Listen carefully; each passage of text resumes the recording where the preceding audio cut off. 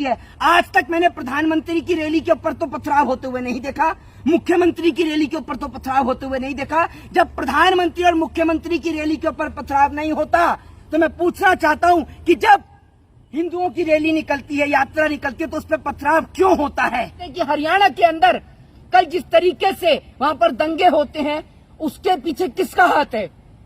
मैं आपको बता दूं कि उस यात्रा के अंदर मोनू मानेसर जो की है उसकी आने की आशंका थी, जिसकी वजह से वहां पर राइट्स यानी दंगे भड़के। हरियाणा के मुख्यमंत्री मनोहर लाल खटारा, जी हां मैं उनको खटारा ही कहूंगा, एक ऐसे मुख्यमंत्री जो किसानों के ऊपर लाठी तो चार्ज करते हैं। जब किसान अपनी सूरजमुखी की फसल के ऊपर एमएसपी की मांग करते हैं, एमएसपी की डिमांड करते हैं, तो हरियाणा के मुख्यमंत्री के द्वारा किसानों के ऊपर लाठी और डंडे तो बरसाए जाते हैं, लेकिन वो हरियाणा के मुख्यमंत्री दंगाइयों के ऊपर लाठी और डंडे क्यों नहीं बजवाते? मैं पूछना चाहता हूँ। नू में जो दंगा भड़का है इसको लेकर आप सबसे पहला रिएक्शन क्या देना चाहेंगे? देखिए मैं आपको बता दूं कि 48 घंटे के अंदर भारत देश के अंदर 3 बड़ी घटनाएं हुई हैं। एक आपने देखा होगा कि हरियाणा के नूह के अंदर जो घटना घटित हुई है, किस तरीके से वहां पर राइट्स हो रहे हैं।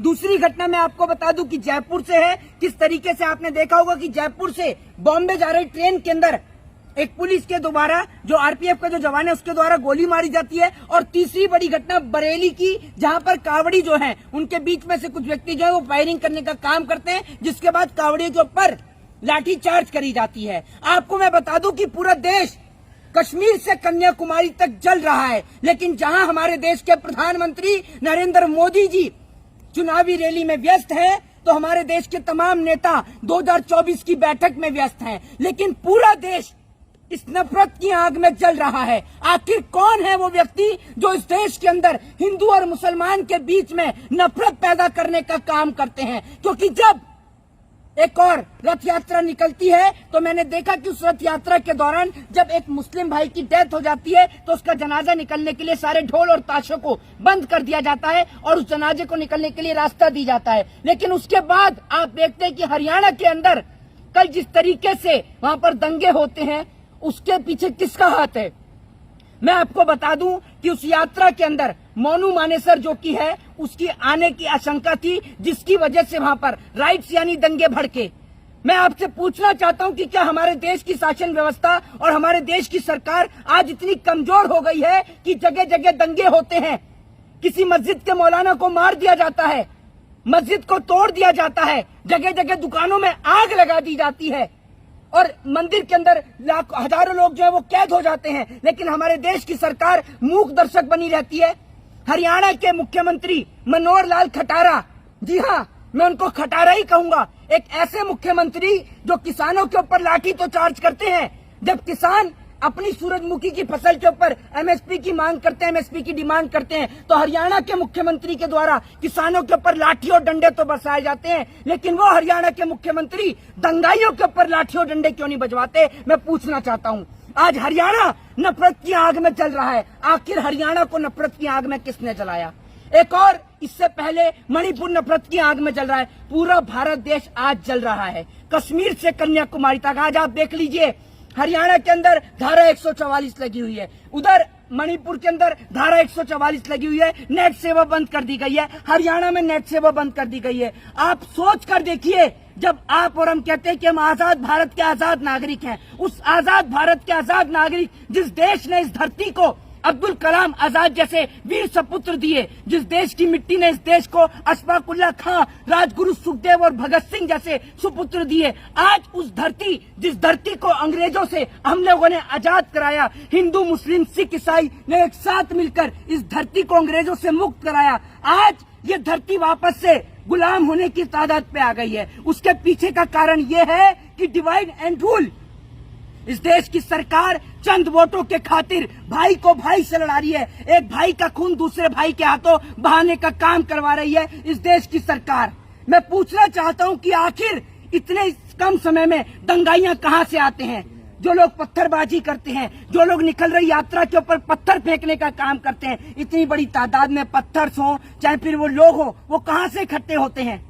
मुझे ये समझ में नहीं आता कि हमारे देश की शासन व्यवस्था क्या करती है, प्रशासन क्या करती है। आज तक मैंने प्रधानमंत्री की रैली के ऊपर तो पथराव होते हुए नहीं देखा, मुख्यमंत्री की रैली के ऊपर तो पथराव होते हुए नहीं देखा। जब प्रधानमंत्री और मुख्यमंत्री की रैली के ऊपर पथराव नहीं होता तो मैं पूछना चाहता हूं कि जब हिंदुओं की रैली निकलती है, यात्रा निकलती है, तो उस पर पथराव क्यों होता है?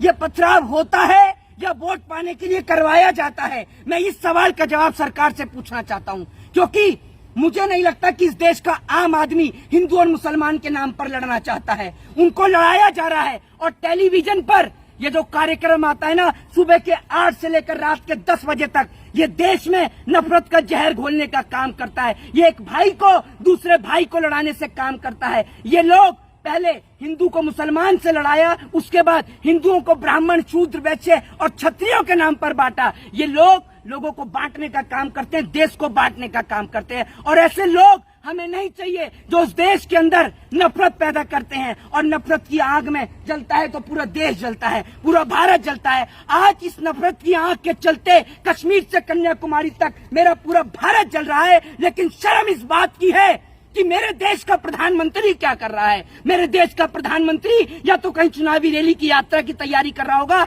या 2024 में सोच रहा होगा कि कौन से विधायक को खरीदूं, कौन से एमपी को खरीदूं और कौन से एमएलए को खरीदूं। क्या आज जी राजस्थान में है प्रधानमंत्री चुनावी रैली कर रहे हैं। मैं आपको बता तो रहा हूँ, राजस्थान के अंदर हमारे देश के प्रधानमंत्री चुनावी रैली कर रहे हैं। सोच कर देखिए, क्या प्रधानमंत्री को इतनी सी भी शर्म नहीं है कि भारत देश के बड़ा हिस्सा हरियाणा, जहाँ हमारे देश के किसान भाई रहते हैं, वो हरियाणा जल रहा है। आज सांप्रदायिक आग के चलते हरियाणा जल रहा है। उधर बरेली के अंदर बुरा हाल है, इधर मणिपुर जल रहा है। लेकिन हमारे देश के प्रधानमंत्री को चुनावी रैलियां करने से फुर्सत नहीं है। और मैं आपको बता दूं, और फिर यही बात कहना चाहूंगा कि ना तो इस देश के अंदर मस्जिद का मौलाना लड़ना चाहता है, ना मंदिर का पंडित लड़ना चाहता है। इनको लड़ाना चाहते हैं इस देश के नेता, क्योंकि जब जब बीजेपी सरकार में आती है सबसे ज्यादा हिंदू मरता है, क्योंकि जितना हिंदू मरता है उतना वोट बीजेपी को मिलता है। अच्छा, आपको डर लग रहा है मोहित शर्मा? क्यों डर लगेगा सर?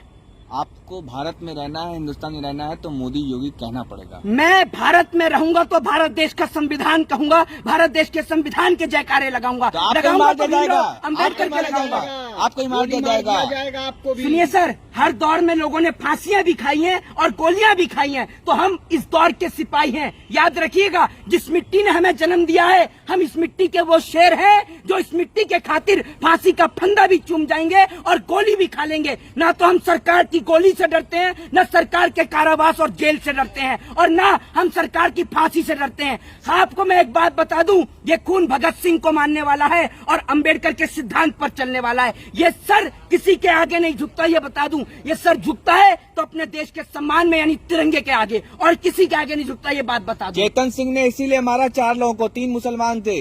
इस देश के अंदर क्या मुसलमान होना आज अपराध हो गया है? वो मुसलमान जिसने इस देश को मिसाइल दी, वो मुसलमान जिन्होंने मीर उस्मान अली के नाम पर इस देश को 5 टन सोना दिया, वो मुसलमान जिन्होंने आज हमारे देश के बॉर्डरों की रक्षा भी कर रहे हैं, सुरक्षा भी कर रहे हैं। जब जम्मू कश्मीर में शहीद होने की बात आई तो मुदस्सिर अहमद शेख भी वहां पर शहीद होते हैं। आज लोगों को हिंदू और मुसलमान के नाम पर बांटा जा रहा है।